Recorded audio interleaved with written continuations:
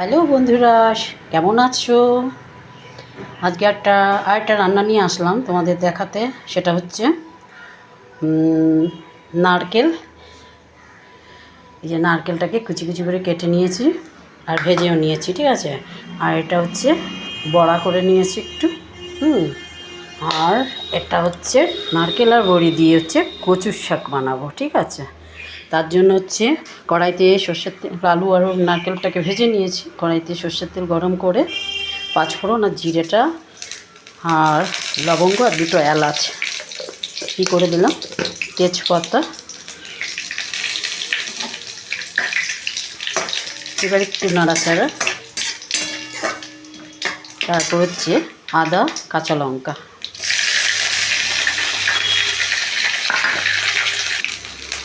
আদা কাঁচা লঙ্কার সাথে একটু হিং দিয়ে দেব, ঠিক আছে। এবারে হিংটা দিলে না দারুণ সুন্দর একটা ফ্লেভার বেরোয়।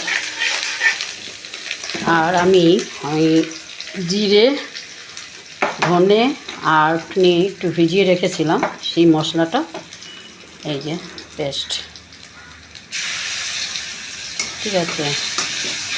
একটা তেলের মধ্যে নাড়াচাড়া করবো ভালো করে। জিরে গুঁড়ো, ধনের গুঁড়ো আর একটু হলুদ সামান্য ভিজিয়ে রেখেছিলাম, ওটাকে দিলাম।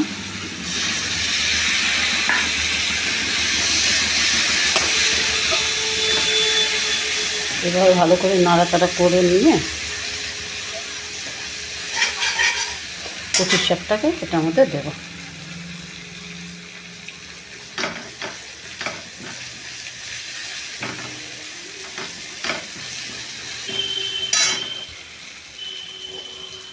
আর কচুর শাকটাকে দিয়ে দিচ্ছি।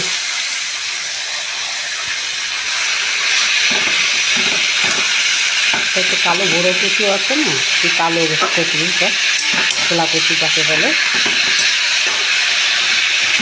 কেটে ভালো করে ধুয়ে নিয়ে পেস্ট করে তারপর একটু ভাত দিয়ে নিয়েছি। কারণ কচু মানে একটু ভাবে, অনেকে ভাত দেয় না, কিন্তু আমি যখনই কচু বলো যাই বলে একটু ভাত দিয়েই নিই। আর কচুর শাক বেশিরভাগই লোকে ভাত দিয়ে নেয়, কেন দেয় জানো তো? একটু ভাবে যে গলা চুলকানোর ভয়, কিন্তু সব কচুতে গলা চুলকায় না। আর বড়ি আর বাদামটা আমি পরে দেব। একটু নুন